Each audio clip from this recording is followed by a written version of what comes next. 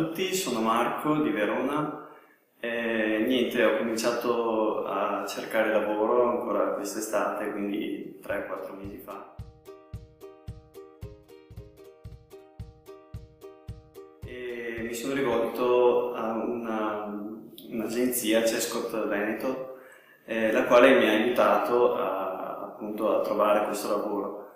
Sono iscritto, c'era un corso teorico iniziale di 80 ore circa, al termine del quale ho potuto fare 2 mesi di stage in questa azienda.